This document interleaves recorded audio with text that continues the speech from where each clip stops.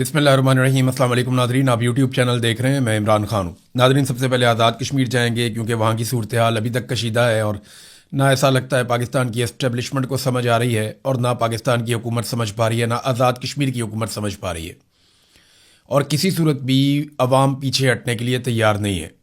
शौकत नवाज मीर साहब की गिरफ्तारी के बाद अभी काफ़ी वक्त गुजर गया, लेकिन इसके बावजूद अभी तक उन्हें किसी भी अदालत में पेश नहीं किया गया।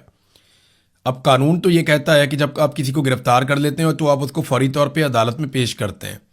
तो जब कानून नाफिज करने वाले खुद कानून की धज्जियां उड़ा रहे हों तो फिर लोगों से आप क्या तवक्को कर सकते हैं। इक़्तिदार की हवस में ताकत के नशे से चूर चंद किरदार पाकिस्तान की शारक से खेल रहे हैं और इन्हें आइडिया भी नहीं है कि इनका खेला हुआ ये खेल कल पाकिस्तानियों को कितना भारी पड़ेगा। यानी कल आपको पछताना पड़ेगा, उसके अलावा आपके पास कोई रास्ता नहीं होगा। हमेशा हमारे साथ ऐसा ही नतीजा हुआ। एक जर्नैल था, उसने अपने वक्ती फ़ायदे के लिए बांग्लादेश में तजर्बा किया, नतीजा पूरे पाकिस्तान ने, सारे पाकिस्तानियों ने भुगता। एक दूसरा जर्नैल था, उसने अपने वक्ती फ़ायदे के लिए अफगानिस्तान में जहाज शुरू करवाया, नतीजा पूरा मुल्क आज तक भुगत रहा है। वही जर्नैल था जिसने मुस्लिम लीग नून और MQM की बुनियाद डाली, उन्हें बनाया, उसका नतीजा भी पूरे पाकिस्तान ने भुगता और बार बार भुगत रहा है। जराइम पेशा अफराद को और ताजरों को वो सियासत के अंदर लेकर आया, हम नुकसान उठा रहे हैं। एक और जर्नैल था, उसने अपने वक्ती मफाद और ज़ाती अना के चक्कर में अकबर बुगटी को शहीद कर दिया और बलूचिस्तान में वो चिंगारी उसने भड़काई जो अभी तक एक बहुत बड़ी आग में बदल चुकी है। पाकिस्तान को अमेरिका की जंग में धकेल दिया और 80,000 लाशें हमने उठाई हैं। ये एक जर्नैल ने सिर्फ अपने इक़्तिदार के लिए किया था। एक और जर्नैल आया जिसने अपनी एक्सटेंशन के चक्कर में पाकिस्तान में रिजीम चेंज ऑपरेशन किया और पाकिस्तान का भट्टा ही बैठ गया। अभी तक पाकिस्तान उस गर्दाब से नहीं निकल पा रहा, मामला नहीं संभल रहे और इस वक्त फिर एक मरतबा वही तजुर्बा कश्मीर में किया जा रहा है। नफरत का बीज बोने वाला तो चला जाएगा, लेकिन यह फसल पाकिस्तानियों को काटनी पड़ेगी और कौम इस आग में झुलसती रहेगी, जैसे हमारे साथ पिछले 70 साल से हो रहा है। तो किसी को भी समझ नहीं आ रही, कोई होश के नाखून नहीं ले रहा, कोई ये मानने को तैयार नहीं है कि लोगों के भी कोई हुकूक होते हैं। बस बंद कमरों में फैसले करेंगे, हम चीजें मुसल्लत करेंगे, हम जो कहेंगे पाकिस्तान वैसे ही चलेगा क्योंकि हम आसमान से उतर कर आए हैं, हमारा दिमाग शायद ज्यादा काम करता है और अवाम कीड़े मकोड़े, उन्हें कुछ समझ नहीं आ रहा। अब कश्मीर के अंदर नादरीन सूरत हाल यहां तक नफरत की पहुंच गई है कि बाग जो कश्मीर का इलाका है, इसके जो जनूबी देहात हैं उनकी मसाजिद में ऐलानात हो रहे हैं। बाकायदा ये सोशल मीडिया पर रिपोर्ट भी हुआ, हमने देखा भी कि वहां मसाजिद के अंदर ऐलान करवाया गया कि नून लीग और पीपल्स पार्टी के जो उम्मीदवार हैं या उनके जो लोग हैं वो हमारे इलाके का रुख ना करें वोट मांगने के लिए, मेहरबानी करके। अब इस लेवल तक नफरत को फैलाया गया है। लोग ये चाहते ही नहीं है कि वहां पे कोई वोट मांगने आए। तो पाकिस्तान तहरीक इंसाफ के अंदर भी एक डिबेट चल रही है, एक बहस चल रही है कि पाकिस्तान तहरीक इंसाफ को ये इलेक्शन आज़ाद कश्मीर का लड़ना चाहिए या नहीं लड़ना चाहिए। लेकिन ये फैसला तो पाकिस्तान तहरीक इंसाफ ने खुद करना है या तहरीक इंसाफ के लोगों ने करना है। सोशल मीडिया पे पाकिस्तान तहरीक इंसाफ के लोग अपनी अपनी राय दे रहे हैं, लेकिन चंद चीजें हैं जो मैं आपके सामने रख देता हूं जो रिकॉर्ड का हिस्सा थी और वो रहेंगी। नंबर 1, पाकिस्तान तहरीक इंसाफ को एस्टेब्लिशमेंट कभी भी आज़ाद कश्मीर में हुकूमत नहीं बनाने देगी। अभी आपने देख लिया कि उनको बल्ले का निशान मिला और फौरी तौर पे सुप्रीम कोर्ट ने उनसे बल्ले का निशान छीन लिया। आज के दिन में दोबारा वहां पे समाअत भी होनी है। लगता तो नहीं है कि बल्ले का निशान मिलेगा, लेकिन मिलेगा तो इन कंडीशंस के साथ मिलेगा कि आज़ाद कश्मीर में पाकिस्तान तहरीक इंसाफ को हुकूमत नहीं दी जाएगी। नंबर 2, बल्ले का निशाना उनके पास फिर नहीं है। नंबर 3, इमरान खान पहले ये कह चुके हैं 2008 के इंतखाबात में, जब इमरान खान साहब ने बाइकआउट किया था आम इंतखाबात का, तो इमरान खान साहब ये बार बार उसके बाद कहते रहे कि उनकी ज़िंदगी में जो सियासी गलतियां हैं उनमें सबसे बड़ी गलतियों में से एक गलती ये थी कि उन्होंने 2008 के आम इंतखाबात का बाइकआउट किया था, जो उन्हें नहीं करना चाहिए था। नवाज शरीफ जिला वतनी में था, 2002 में पाकिस्तान में इंतखाबात हुए, लेकिन नून लीग ने इलेक्शन में हिस्सा लिया और पीपल्स पार्टी ने भी इलेक्शन में हिस्सा लिया। बदतरीन हालात रहे, डिक्टेटर्स रहे, लेकिन इसके बावजूद ये सियासी जमातें इलेक्शनों में हिस्सा लेती रहीं। अब मामला ये है कि इमरान खान साहब खुद ये कह चुके हैं कि 2008 में इंतखाबात ना लड़ना उनकी एक बहुत बड़ी सियासी गलती थी। नंबर 4, मुझे बेनज़ीर भुट्टो की एक बात याद आती है। बेनज़ीर भुट्टो जब जिंदा थी तो आखिरी दफ़ा वो लाहौर आई, तो वो जहां जहां गई बतौर रिपोर्टर में वहां साथ साथ जा रहा था। तो बेनज़ीर भुट्टो कुछ सियासतदानों के साथ बैठी हुई थी और वहां पे कुछ बहस चल रही थी और हम रिपोर्टर भी वो बातें सुन रहे थे। तो मुझे उनका एक जुमला याद है बेनज़ीर का, उन्होंने कहा था कि जहां भी पाकिस्तान में पीपल्स पार्टी का एक भी वोटर मौजूद होगा, हम उसे तीर का निशान जरूर देंगे। यानी उन्होंने कहा कि किसी जगह में अगर हमें सीट नहीं भी मिलती तो हमें अपना उम्मीदवार जरूर खड़ा करना है हर जगह पे इलेक्शन में, ताकि हमारा कोई एक भी सपोर्टर वहां पे है तो उसे बैलेट पेपर के ऊपर तीर का निशान मिले और उसके ऊपर वो ठप्पा लगाए। ये बेनजीर भुट्टो की सोच थी।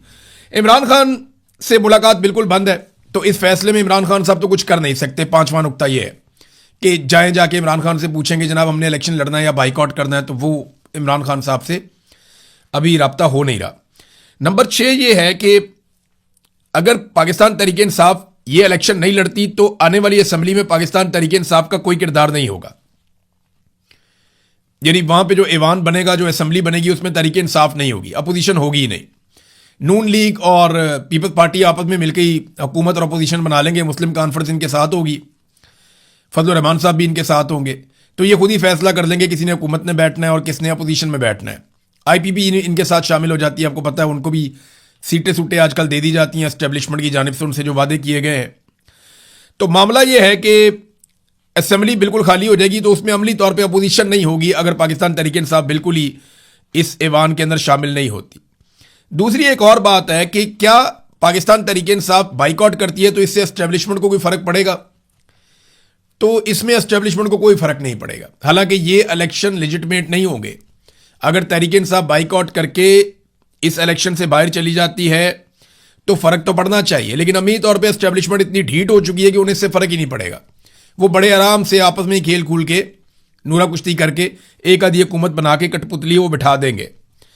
तो अवाम की इलेक्शन में दिलचस्पी तो खत्म हो जाएगी बिल्कुल ही, जब पाकिस्तान तहरीक इंसाफ भी बाहर हो गई। इलेक्शन ही मुतनाज़ हो जाएगा। मगर जो मौजूदा मुसल्लत रजीम है या एस्टेब्लिशमेंट है, उन्हें इससे कोई फर्क नहीं पड़ेगा, बिल्कुल कोई फर्क नहीं पड़ेगा। अब पाकिस्तान तहरीक इंसाफ जो है वो कायमा कमेटियों वगैरह से भी बाहर निकली, पार्लिमानी कमेटियों से बाहर निकली, तो उसका नुकसान ये हुआ, लेकिन उसका फ़ायदा भी हुआ कि बहुत सारे लोग जो हैं उनकी तवज्जो उधर ही पड़ गई थी। उनको लग रहा था वो कारोबारी मुमलिकत चला रहे हैं और वो बिल्कुल भूल भाल गए थे हर चीज़ को, पूरा फोकस ही उधर हो गया था। अब इमरान खान साहब ने तो हटाया था इसलिए कि तरफ पॉलिटिकल साइड पे आओ, लेकिन वहां अब हुकूमत जो भी कानून साजी करती है उसके बारे में पता ही नहीं चलता पाकिस्तान तहरीक इंसाफ को। वो जो भी अंदर खाते काम करते हैं पाकिस्तान तहरीक इंसाफ को उसकी समझ ही नहीं आती कि ये अंदर क्या हुआ है, और जब समझ आती है तब तक बहुत देर हो जाती है। अब जो चीज़ें अपोजिशन को निकालनी चाहिए थी वो मीडिया निकाल कर लाता है। तो पाकिस्तान तहरीक इंसाफ को ना इस बारे में बहुत सोच समझ कर फैसला करना पड़ेगा और इसकी वजूहत भी बतानी पड़ेंगी कि अगर उन्होंने मैदान में जाने का फैसला किया तो वो क्यों किया, किस बुनियाद पर किया, और अगर उन्होंने मैदान खुला छोड़ने का फैसला किया तो वो क्यों किया और किस बुनियाद पे किया। और ये तो आप भूल जाएंगे पाकिस्तान तहरीक इंसाफ को वहां पे हुकूमत बनाने देगी एस्टेब्लिशमेंट। अभी तक तो ऐसा कोई इम्कान नहीं है कि फ्री एंड फेयर इलेक्शन वहां पे हो। आज़ाद कश्मीर में जो लोग हैं वो बहुत गुस्से में हैं, खासतौर पर शौकत नवाज मीर की गिरफ्तारी के बाद। यहां ओवरसीज पाकिस्तानियों ने बड़े पैमाने पर एहतजाज की तैयारी कर ली है और वो एतवार के रोज़ एक बड़ा एहतजाज करने वाले हैं बरतानिया के शहर लंदन में। तो मुझसे जिन दोस्तों ने रब्ता किया उन्होंने कहा जी आप अपने प्रोग्राम में भी बताएं ताकि लोग बड़े पैमाने पर इस प्रोग्राम के अंदर शिरकत करें। तो अब उम्मीद यह है कि लंदन में बहुत बड़े पैमाने पर लोग आएंगे और एहतजाज करेंगे जो कुछ पाकिस्तान में किया जा रहा है आज़ाद कश्मीर में। ख़ास तौर पे देखें शौकत नवाज मीर साहब गिरफ्तार हुए, इससे पहले अहमद फरहाद साहब गिरफ्तार हुए हैं और भी कुछ लोग गिरफ्तार हुए। अहमद फरहाद साहब के बारे में कभी इतला आती है कभी नहीं आती, कुछ समझ नहीं आ रही कि उनके साथ क्या किया जा रहा है। और रज़ी ताहिर साहब का तो शुक्र है कि वो जुडिशल हो गए हैं और उम्मीद की जा रही है कि अब जल्दी उनकी बेल हो जाएगी तो मामला शायद हल हो जाए। सरदार अमान कश्मीरी ने एक स्टेटमेंट दिया रावला कोर्ट के धरने में। उन्होंने कहा जी कि इंतखाबात का तरीक़ेकार अपनाओ, हमें यह हरगिज़ कबूल नहीं है कि 12 चोर उस पार से लाओ 12 चोर इस पार से लाओ और फिर हुकूमत बना लो। यानी वो ये कहते हैं 12 बंदे आप उधर से अपने जितवा लेते हैं, 12 सीटें आप यहां पे इधर उधर से करके पूरी कर देते हैं और फिर अपनी हुकूमत आप बना लेते हैं। अवाम को वोट देने और अपने नुमाइंदे मुंतखब करने का हक दिया जाए। नून लीग का तरीके आज़ादी कश्मीर से क्या ताल्लुक है? नून लीग हमें यह ना बताए कि तरीके आज़ादी क्या है। ना राना सनाउल्लाह की यह औकात है कि वो हमें तरीके आज़ादी कश्मीर का दर्स दें और ना ही ख्वाजा आसिफ की यह हैसियत है कि वो इस जद्दोजहद पर हमें कोई लेक्चर दें। इनका तहरीके आज़ादी कश्मीर से कोई ताल्लुक नहीं है। वैसे यहाँ पे पीपल्स पार्टी के ऊपर तो उन्होंने कोई तनकीद नहीं की और पीपल्स पार्टी नरम नरम स्टेटमेंट्स भी दे रही है। मिसाल के तौर पे जो ये खबर है मेरे पास, ये जियो पे छपी हुई है। ये जो वजीर आज़म आज़ाद कश्मीर इस वक्त है फैसल राठौर, जिन्होंने कलदम करार दिया ज्वाइंट अवामी एक्शन कमेटी को, जिनके पास इख्तियारात हैं, जिन्होंने चारों के सर के ऊपर इनाम भी रखा, जिनकी हुकूमत ने 4 रहनुमाओं के सर के ऊपर इनाम रखा गया, जिनमें से अब एक जबरी तौर पे लापता है, यानी उनका कुछ पता नहीं है, गिरफ्तारी नहीं डाली गई, ना ही किसी अदालत में पेश किया गया शौकत नवाज मीर को, और ये अब एक नॉर्मल चीज पाकिस्तान में समझी जा रही है। तो मुहाजिरीन की नशिस्तों का खात्मा कोई शिकवा या गिला नहीं है, एक जायज मुतालबा है। अब ये कहना शुरू होगी पीपल्स पार्टी, यानी पीपल्स पार्टी पहले किसी और तरफ खड़ी थी, अब वो ये कह रही है बिल्कुल जायज गिला है, मुहाजिरीन की नशिस्तों का खात्मा होना चाहिए। वो ये क्यों कह रहे हैं? वो ये इसलिए कह रहे हैं कि ज्यादा सीटें पंजाब में मरियम नवाज की हुकूमत है, और मरियम नवाज पंजाब से ज्यादा सीटें छीन लेगी ताकत के बलबूते पे, और वो पीपल्स पार्टी को नहीं मिलेगी। तो पीपल्स पार्टी को ये समझ आ गई है कि अगर हुकूमत बनानी है तो आज़ाद कश्मीर वालों को राजी करो, और पीटीआई जो है उसको गेम से बाहर तो वैसे ही एस्टेब्लिशमेंट ने कर लेना है। तो एक हुकूमत तो बन गई गिलगित बल्तिस्तान में, तो एक और आज़ाद कश्मीर में हुकूमत बना लेते हैं, और हो सकता है एस्टेब्लिशमेंट आज़ाद कश्मीर में भी पीपल्स पार्टी को हुकूमत बनाकर दे दे।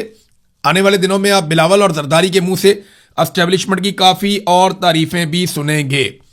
नादरीन, हम काफ़ी अरसे से बात कर रहे थे, भारत ने पाकिस्तान का पानी रोका हुआ है। मैं वक्तन फवक्तन इसके ऊपर बात करता हूं, लोगों को बड़ी आग लगती है, गुस्सा आता है कि इस पे बात क्यों करते हैं। मैं DGISPR का वो स्टेटमेंट भी सुनाता हूं, मेरी फौज के तर्जुमान है कि तुम हमारा पानी बंद कर दोगे, हम तुम्हारा सांस बंद कर देंगे। तो इस बात को बड़ा माइंड किया जाता है, लेकिन अब शुक्र है कि गुज़िश्ता एक हफ्ते से हुकूमत ने होश के नाखून लिए हैं और इस पर बात करना शुरू की है। मैं लंबे अरसे से खबरदार कर रहा हूं, और ये मैं कई सालों से खबरें दे रहा हूं। जब इंडिया ने पाकिस्तान के पानी के ऊपर कोई नया मंसूबा शुरू किया, मैंने सबसे पहले रिसर्च करके उसके ऊपर खबर देने की कोशिश की। जब इसके बारे में एक छोटी सी खबर भी आई तो मैंने पूरी तहकीक करके एक एक चीज कौम के सामने रखी। ये हमेशा से मैं करता हूं, और अब यह सिलसिला बहुत तेजी से बढ़ गया। इंडिया बड़े बड़े मंसूबे बना रहा है और झेलम और चनाब को फारिग करने वाला है। दरियाए सिंध के ऊपर इसका बहुत बड़ा इंपैक्ट आएगा, और यह बात पूरा पाकिस्तान जानता है। तो पहली मरतबा अब इनको होश के नाखून आए थोड़े से, और सिंध ताश मुआहदे के ऊपर इन्होंने जनाब यकतरफा किस्म की कॉन्फ्रेंसेस बुलाना शुरू कर दी हैं। इसमें मेरे ख्याल में ना राब्ते करने चाहिए इंडिया के साथ, इंडिया को अंगेज करना चाहिए। इस हुकूमत ने इंडिया के साथ राब्तों में कोई कबाहत नहीं है इन्हें, ऐसा नहीं है कि इनकी कोई कुट्टी होगी इंडिया के साथ, इनके राब्ते हैं, हॉटलाइन हर वक्त चलती रहती है, और एक जंगबंदी हुई है, और इसके बीच में कुछ बातचीत भी हुई है इनकी। तो इंडिया के साथ राब्ते करें, जो सालिस मौजूद हैं ये सिंध ताश मुआहदे के, तो वो उन सालिसों और जामिनों के साथ बातचीत की जाए, उन्हें होश दिलाया जाए। हर फोरम पे पाकिस्तान को जाना चाहिए। लड़ाई जो है वो किसी भी मसले का आखिरी हल हो सकता है, और लड़ाई कभी भी मसले का हल नहीं होती, लड़ाई खुद ही एक मसला होती है। लेकिन बाद औक़ात लड़ाई के बाद मसले का हल निकल आता है, जब दोनों फरीकैन को होश आती है कि लड़ाई में काफ़ी नुकसान हो गया। तो लड़ाई तो मसले का आखिरी हल होता है। बातचीत करें, डायलॉग करें, बैठे किसी तरह कायल करें, कुछ भी करें, लेकिन पाकिस्तान का पानी पाकिस्तान को मिलना चाहिए। और अगर अब कोई लड़ाई हो जाए या कोई कार्रवाई हो जाए ना, तो फिर पाकिस्तान को अब 70 साल से जो कौम के साथ वादे किए गए ना, वो पूरे करने चाहिए। यानी सियाचिन इंडिया ने छीन लिया, कारगिल पे इंडिया ने कब्जा कर लिया, तो पाकिस्तान की तो ज़मीनों पे इंडिया ने कब्जा ही किया है पाकिस्तान बनने के बाद से लेकर अब तक। तो अब पाकिस्तान की बारी है। पाकिस्तान को जो है वो कश्मीर को आज़ाद करवाना चाहिए। पाकिस्तान की फ़ौज ने 70 साल से वादा किया हुआ है कि कश्मीर को हम आज़ाद करवा कर देंगे, तो वो भी करने पर लगे हाथों जब भी कभी कोई मामला छिड़े तो। और दूसरा जो है वो पाकिस्तान के पानी के ऊपर जितने बंद हैं फिर वो ख़त्म किए जाए, ताकि पाकिस्तान का पानी पाकिस्तान में बगैर किसी रुकावट के एक फ्लो के साथ आ सके। नादरीन, तेल महंगा हो जाता है ना पाकिस्तान में, एक अजीबोगरीब चीज़ मैं आपको बताता हूँ। अब तेल सस्ता करने के लिए हुकूमत तैयार ही नहीं है, वो एक के बाद एक टैक्स उसके ऊपर लगाते चले जा रहे हैं। कोई इन्वायरमेंटल लेवी है उसको भी बढ़ा दिया इन्होंने। यानी किसी सूरत भी अवाम को रिलीफ देने के लिए ये हुकूमत तैयार नहीं है। आलमी मंडी में तेल की कीमतें जंग से पहले वाली सूरत हाल से भी नीचे चली गई हैं, लेकिन पाकिस्तान में नहीं। जंग हो जाए ना, आलमी मंडी में तेल महंगा हो जाए, तो पाकिस्तान में उसके असरात 24 घंटे में आते हैं। आलमी मंडी में तेल महंगा हो गया तो पाकिस्तान में 24 घंटे के अंदर तेल महंगा हो जाता है। लेकिन आलमी मंडी में तेल सस्ता हो गया तो पाकिस्तान में उसके असरात 3 हफ्ते से 1 महीने के बाद आते हैं। हम पागल हैं, हमें समझ नहीं आती पाकिस्तानियों को। यदि वहां महंगा होता है तो आप 24 घंटे में यहां महंगा कर देते हैं, वहां सस्ता होता है तो आपको सस्ता करने में 3 हफ्ते से 1 महीने तक मौत पड़ जाती है कि जनाब हमने सस्ता नहीं करना। तो अजीबो गरीब किस्म के जेब कतरे जो है वो पाकिस्तान के ऊपर इस वक्त मुसल्लत हैं। नादरीन, यहां पे एक फैक्ट है, जो पेश किया डॉक्टर हुमायूं मोहम्मद साहब ने। ये फैक्ट मैं पहले आपको बता चुका हूं, लेकिन आपको मैं याद दिलाता रहता हूं कि आईपीपीज का जुर्म पाकिस्तान के साथ शरीफ खानदान ने सबसे बड़े पैमाने पर किया। इमरान खान साहब ने अपने दौरे हुकूमत में कुछ चीजों को रोका और फिक्स किया। अगर इमरान खान साहब 2021 में आईपीपीज के साथ बातचीत ना करते और डॉलर रेट 148 के ऊपर फिक्स ना करते तो आज सूरत पता क्या होती, ये मैं आपको बताता हूं। हुआ यह था इमरान खान साहब के दौरे हुकूमत में कि डॉलर तो महंगा होता चला जा रहा था और उसने 200-250 तक पहुंचना था। इमरान खान साहब के दौर में जब डॉलर का रेट 175 था तो इमरान खान साहब ने आईपीपीज को इस बात के ऊपर कायल कर लिया और उनके साथ मुआहदा कर लिया कि आप 148 पे फिक्स कर दें। डॉलर चाहे 500 का भी हो तो आपको 148 के हिसाब से पेमेंट की जाएगी, क्योंकि नवाज शरीफ साहब ने तो डॉलर के रेट पे दिया था, उनको पता था 300 तक डॉलर जाएगा तो मुनाफा ही मुनाफा आईपीपीज का, commission he commission, मौजें he मौजें।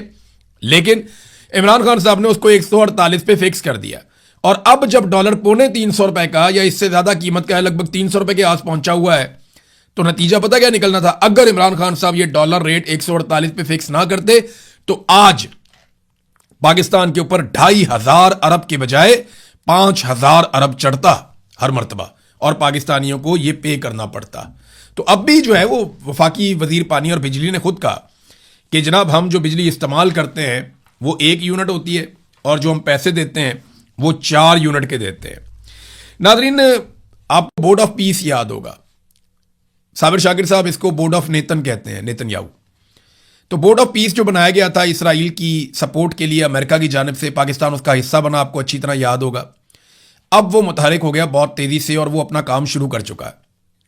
Board of peace के तहत बहुत सारा जो दिफाई साजो सामान है, गाड़ियां हैं, इक्विपमेंट है, वो गजा में पहुंचाया जा रहा है और आने वाले दिनों में ये एक रिपोर्ट मेरे पास मौजूद है, इसके मुताबिक फ़लस्तीनियों को मैसूर पनाहगाहों में धकेल दिया जाएगा और फ़लस्तीनी वहां पे बंद हो जाएंगे और ये पूरा जो एरिया है ना गाजा का, ये एक अजीब जंगल बन जाएगा।